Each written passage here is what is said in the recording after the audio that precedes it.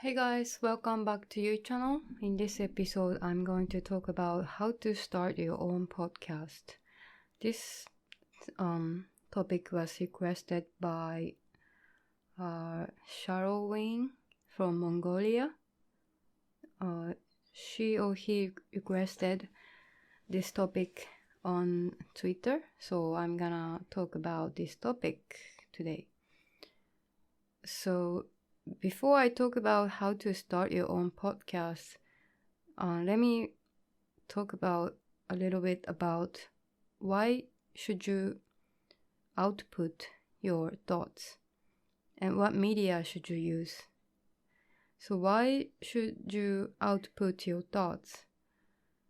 I think when you have a lot of input of something, some knowledge, then the next step should be outputting that knowledge, whatever you have learned, and that will complete one cycle of learning. And by doing so, you can deep your own learning, because by only inputting some knowledge, you actually the knowledge doesn't really consolidate inside you. So I guess once you output your thoughts, then for the first time you can truly learn something and make it as your own thoughts.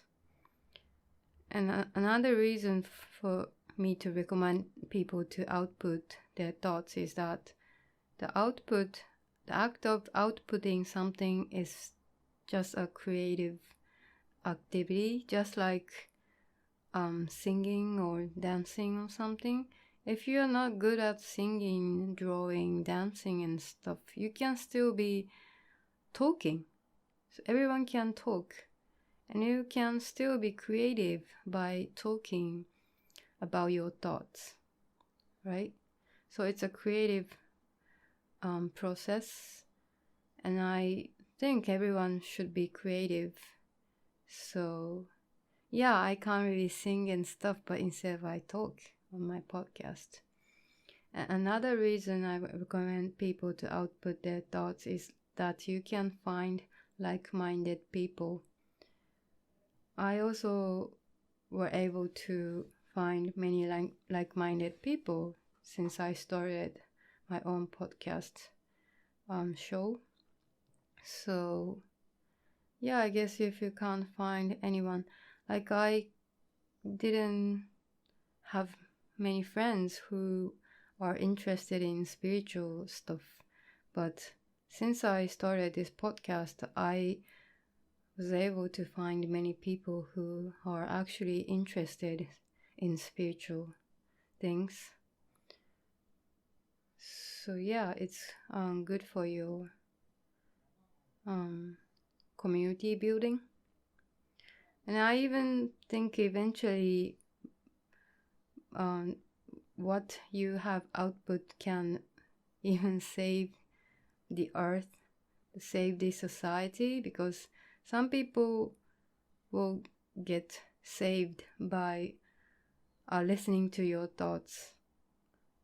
Like some people sent me messages saying, I have relieved by listening to your podcast or something, which also makes me happy, because what I have done can make other people happy. So yeah, so I recommend you to also have some outputs. So when you decided to output your thoughts, what kind of medium you should use? I guess these days the YouTube is quite common, but I think YouTube needs a lot of commitment on the watching side and on the creating side, both side.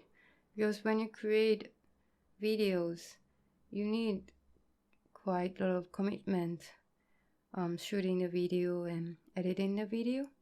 And also when you watch it, you can't do other stuff. You have to concentrate on that video.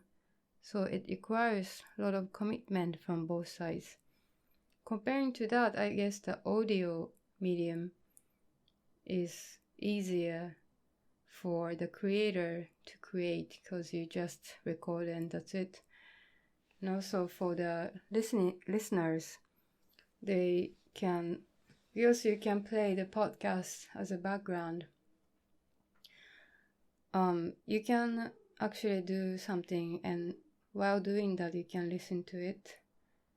So I guess you need less commitment from both the listening side and the creating side on the audio medium. Of course, you can output your thoughts through blogs, but I guess many people don't really like writing.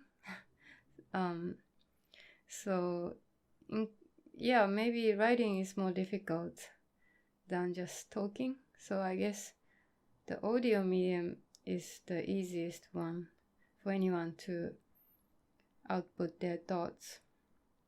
Okay, so once you decide, I'm gonna output my thoughts on podcast, which podcast hosting site should you use? I'm using the Mono.fm, which was created by my husband. Yay! My husband is a software engineer, and he always wanted to create a podcast hosting site which is actually affordable, and then he did it. I guess the normal podcast hosting site will charge you something around $15 a month for hosting your own podcast show, but my husband's Mono.fm only charges you $1 per month. And his ideal is that the data can be also charged like utilities, like whatever amount you use, they're gonna charge you.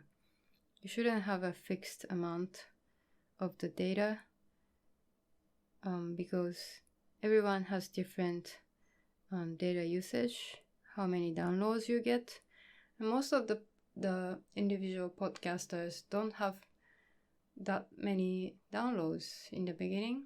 Like I have less than 1,000 downloads per month, so I don't need that much data usage. And if you have less than 1,500 downloads per month, $1 per month is good enough. So he has started this podcast hosting site, and some people might wonder why you have to pay for what you output, because I guess these days YouTube is so common that everyone think you can start your own channel for free, but it's not for free actually, because it consumes the data amount when you upload something, and the data costs money. But how can YouTube be free? Is because they have a lot of ads in between each videos. So my husband is super annoyed by those ads and always skip it. Yeah, and me too, I don't like seeing ads. So by paying for your own podcast show, you don't have to put ads, because the data is purchased by you, so you don't need to earn money to buy the data amount. So that's why I recommend Mono.fm. And how do you actually upload your podcast episode on the podcast hosting site? It's quite easy. First, you think of what to talk. I usually take some notes before I start talking, so I don't miss the talking points. And then you start recording. Any recording app is fine. I use Audacity, which is a free recording software. then once you record it and you save it in a MP3 format, then maybe if you like, you can edit some noise and stuff, and then you just upload it. That's it. And in the very beginning, you have to register your RSS feed on each podcast on site, like Apple Podcasts, Spotify, Google Podcasts, or Stitcher. But that's only in the beginning. Once you register your RSS feed, from next time you just upload it on the mono.fm, and the mono.fm can send each one of your episode to each of those podcast sites like Apple Podcasts and Spotify, so that you don't have to go to the Apple Podcasts and upload on their website each time. Yep. Also, and in the end, I give you some tips about it. So don't try to make money from it from the beginning. Maybe eventually your podcast will be bigger and you are able to make some money in some sort of ways. But in the beginning, definitely not so many people listening.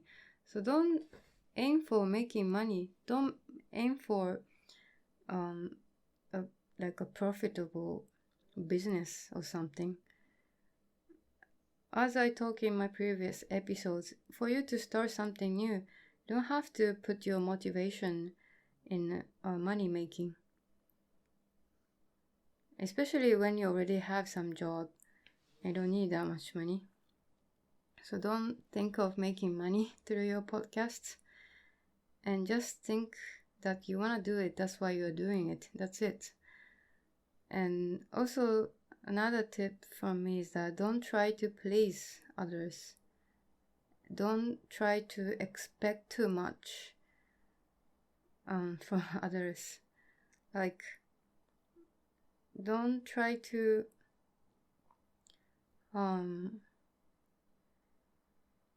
have too much expectation from other people. Surely people are not listening to you when you just started your podcast as a individual podcaster. So if you see you don't have many downloads, and you will get sad, but you're not doing this to please other people. You're just doing this to please yourself, right? So if you want to do it, just do it. Don't think too much of how other people will think of this podcast or whatever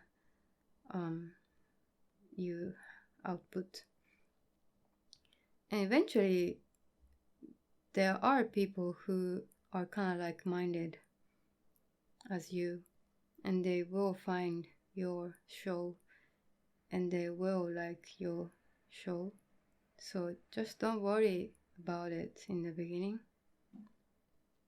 And also, don't be scared of getting some critical comments. I also sometimes do get critical comments, but you cannot please 100% of the people, of the listeners.